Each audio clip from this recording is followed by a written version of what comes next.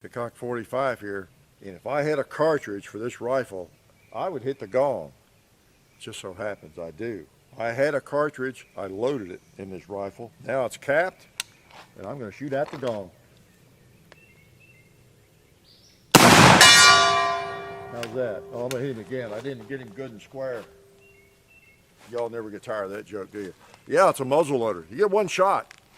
Yes, I'm happy to be with you, and I'm extremely happy that you're here with us, because we're going to do a little demonstration here of, gave me an excuse to get the Enfield back out, really. A muzzle loader is just show you how there are cartridges for these things. I have shown you in one of these at least. And in the Enfield, this is what you're looking at, the actual 1855 Enfield cartridge, kind of the official cartridge of all the pattern Enfields, you know, the .577 pattern rifles that were used and made, you know, by Britain, that we used extensively in our American Civil War and all that. Okay, whatever length they were, as long as they were .577, then that's the cartridge. You're looking at it. And this is the bullet. I got one here apart. The Pritchett Bullet, Medford Pritchett, I guess it's called sometimes. It has a hollow base, if I can get that out, like you know, the typical mini ball we're familiar with. It has a hollow base, but it has no grease grooves. You notice compared with this one, you know, you get the grease groove. This is more like what you're accustomed to seeing maybe, and what I use and shoot so many of, and you know, the very same bullet I used when I was fighting in the Civil War. I won't say which side, but I used a lot of those. And this, the Pritchett Bullet, the Medford Pritchett, is, actually it's more Medford I think came up with it, I don't know. And then Pritchett helped adopt it or whatever for the British military and that sort of thing. But I'm not sure exactly, but it's smooth. And what it uses is, well, this helps it expand. This plug, believe it or not, they made these out of, I think, iron and wood and you know, fired clay and different things they would put in there, and it helped the force of it expand the bullet into the rifling. I've explained that to you with the mini bullet, how that works. When it has a hollow base, as it's being fired and the gases are behind it, and this is thrusting up into it, it expands that outward, imagine that, into the rifling of the barrel. And you say, wow, why did you go to all that trouble? Why don't we do that with a 44 Magnum? Well, you know, you're having to shove the bullet down from the barrel, right? So it's a lot easier to go down into the barrel, okay? Now, you know, if you take I don't advise it, be careful what you're doing. We're professionals. But if you take a bullet, I'm talking about the bullet, not the cartridge, just out of a 44 or 45 or a 38 special, whatever, just the lead bullet, or jacketed or whatever it is, and you make sure your revolver is clear and everything, and you put it up against the muzzle. I don't know if you've ever done that before. Most of you probably have. And, well, yeah, I mean, you could even pick one up at the range if you know it's a 38 or something. And you put it up against the muzzle, you know, it seems too big, doesn't it? Well, it is too big, you know. So it's hard to get a bullet from the front down in there that's going to be big enough to be accurate, you know, engage the rifling. How do I get off on all that? You never know what I'm going to talk about. But anyway, that's why. So it goes down easy and comes out the way it should against the rifling, okay, if that expands. That's the short version of it. All right, now this one is made of Bondo. It's a modern one, okay? And that's one reason I wanted to show you this. I ran across a fellow on YouTube a couple of years ago. He probably wondered whatever happened to me. And I saw him showing how to make these, the British Enfield cartridges and different things. And I don't know how I got a hold of him. I guess I wrote him on YouTube. And anyway, I asked him if he would make some for me, and because I'm too dumb and too lazy to do it myself. And he really knew what he was doing. It was Plowboy's Ghost. Yeah, Plowboy's Ghost. Some of you that are into this kind of stuff may have seen him make these or whatever. And you're probably into this a little bit if you're watching this. But so he did. He made me some. I bought them from him. Okay, and they're pretty neat. And I've been planning to show this and do this for a while now. Just now getting around to it, but they're really cool. They really are, and he really does a good job, I have to say. SPG lube. I'm gonna cut one of them apart here, and I'm gonna mess up my beautiful cowhide, aren't I? But that's okay. I don't see anything really to lay it on to prevent that. So Maybe I do. I've got a plastic bag in my pocket. Let's just use that. Okay, there we go. All right, so this gun's empty here. I don't get the bore sticking up in my face here, sort of.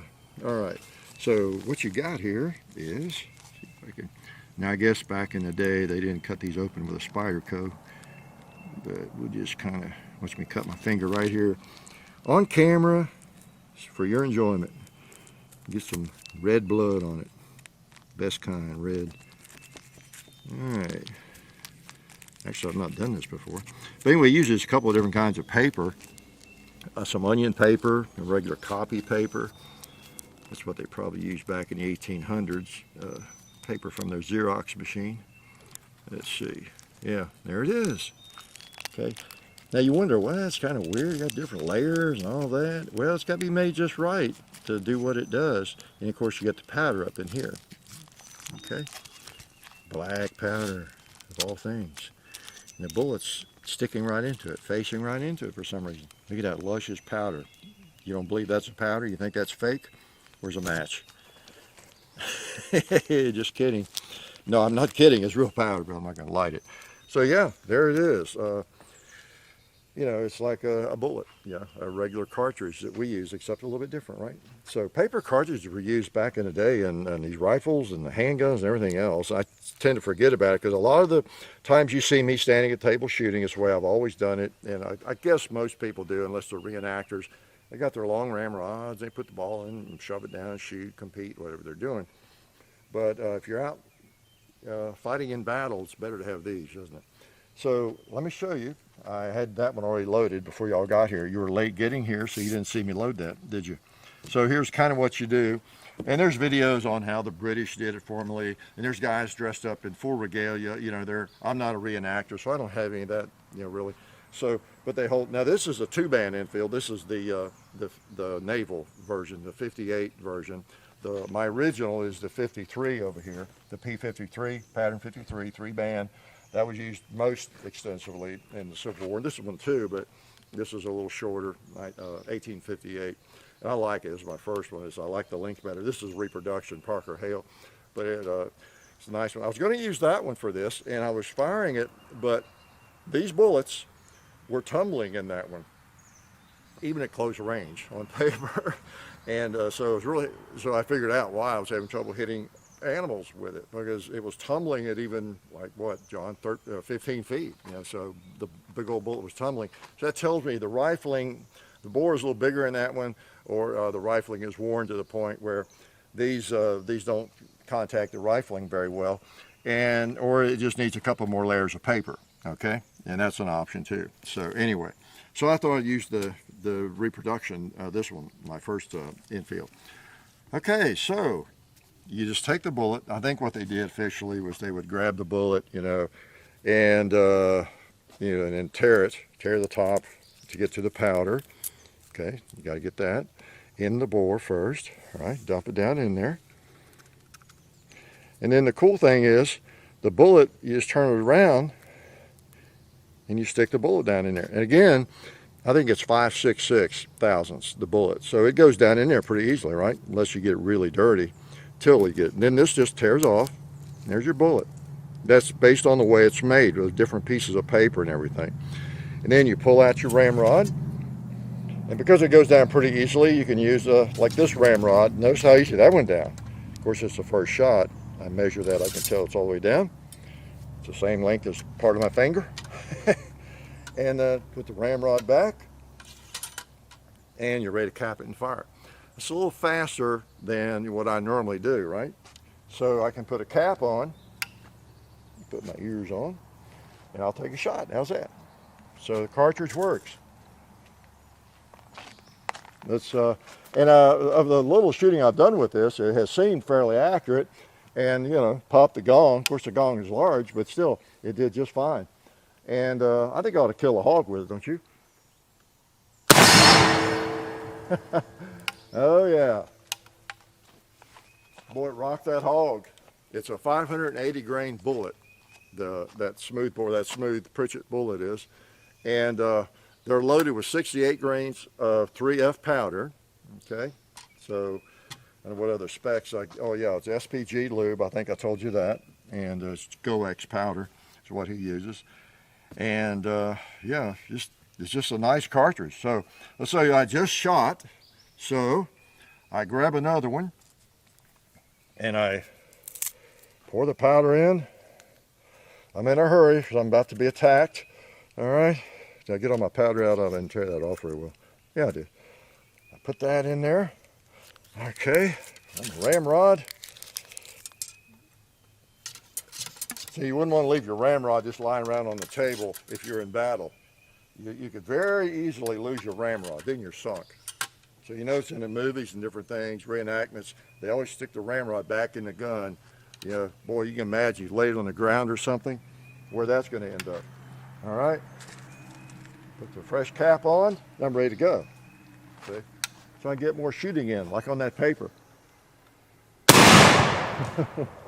All right. So again, well, here I go. I grab one. Now I would have a cartridge box on my side, and I would just pull it out. Now the barrel's a little bit longer on that one, so it'd be a little bit easier to handle what I'm doing here. You rip off the top, get my powder in, and for some of you who haven't seen these in operation at all, well, it's actually kind of sad that if you're seeing me do it for the first time, but you might have thought that they used a powder horn and all the kind of stuff like the pioneers, but you always wondered how they could reload these things and shoot maybe 3 rounds a minute or more. Well, this is why, because they had cartridges. They had a cartridge box, and they had caps and a little thing on their side, and they would just load up and shoot again. So yeah, it's a single shot, but maybe not as bad. There's a water thing that needs to be shot. Then you go back and do it again. So again, this is the British cartridge of 1855, I think. I think they came up with this bullet in about, I don't know, 1853.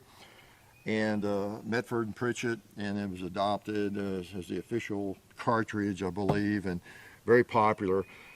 A lot of them shipped over to this country, along with the firearms, both the North and the South. You know, used the Enfield. I think the number one most common rifle musket was the Springfield, 1861. Well, 1855 for that, in 1861.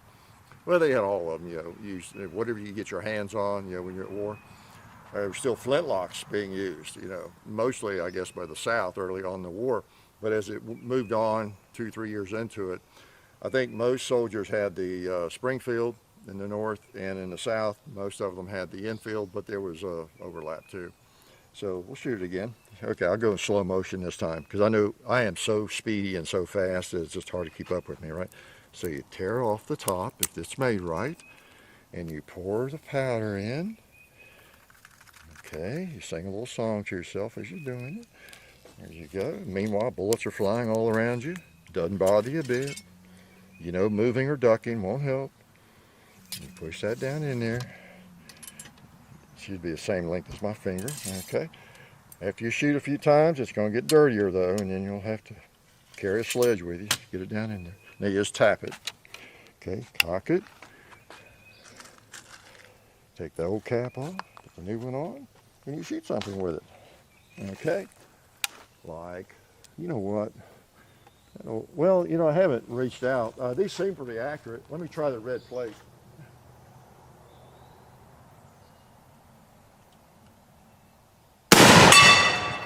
Yeah, they shoot this great. Just a matter of knowing where to hold. And I had to make that my front sight a little higher a few years back. I put some JB weld on it, and I've got this thing sighted in now. I put this on 200, and with that sight where it is now, even though this one's not original, I think I can shoot it the best. If I had to go to battle or competition with it, this would be the one I would use. Okay, I'll shoot it one more time. Did you have any questions? Nobody? Again, they would just put this. Now, I told you this is made out of body putty or something that I think he uses. So, like anything that's kind of hard, you know, I mean, not anything, but just to push that out for it to spread into the rifling. Surely you know what rifling is, most of you, but now, you know, it's the grooves in the barrel, the bullet, lead, jacketed, whatever it is. it has to spin. You get a spin as it's relieving the barrel, or it's just like throwing a what do you call it, a knuckleball or something. It's allowed to go anywhere. But if it's a spin, we've got a video on that, twist rate and some different things like that. Or I throw a frisbee, I think, shoot a basketball, whatever all I do, and it shows, you know, like a gyroscope or whatever, you know, it'll just stay more true to its course. If it's spinning, like amazingly more accurate. Okay, so it's got to contact that rifling though in order to get that spin. All right, so you know what we could use? We could maybe still salvage this one, even though you all ruined it. Even though you all ruined the cartridge. See if I can dump most of that in there. It might be a lighter load if I don't get it all in there. All right, yeah. What a genius I am. Uh-oh, it's not going to be. Yeah, now I've got, you know what I've got powder and crud. That happened to me the other day messing with it.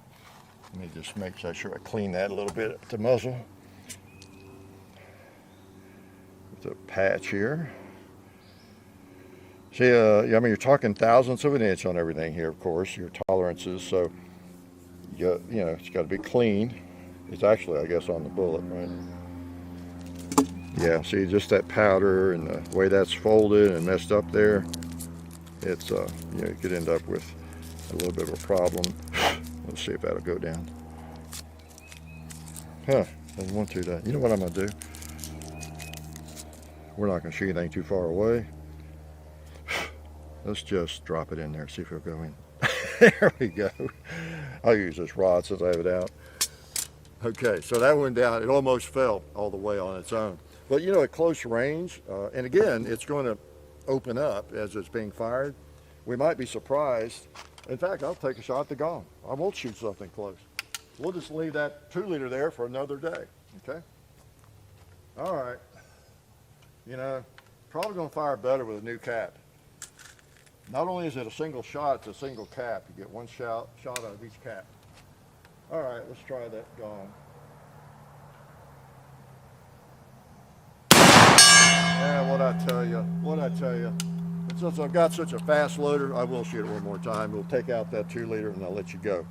So anyway, this is, let's put powder in first. This is the 1855 British cartridge, and it's pretty neat having a cartridge. But you know, when you're standing around just target shooting, it doesn't really matter that much. And I appreciate Plowboy's Ghost selling me these, because I know it takes a lot of time to make these things. It's, you know, if you're in the business of making these things, you're probably making, you know, 10 cents an hour. So I appreciate his help. I don't know the fellow, but I appreciate him doing this for me. All right. Oh yeah. Well, you know what? There's 2 jugs. I'll see if I can get them both with one shot. If not, we're finished. Either way. I must have thrown it off course. All right, so it's probably empty now. Yeah. I don't even have to check the chamber to know. So yeah, that's what they use. It's what they used here in the South, and I guess some in the North too, because they use some of these, the 3-band models mostly, like that one over there. In fact, not like that one, but that one.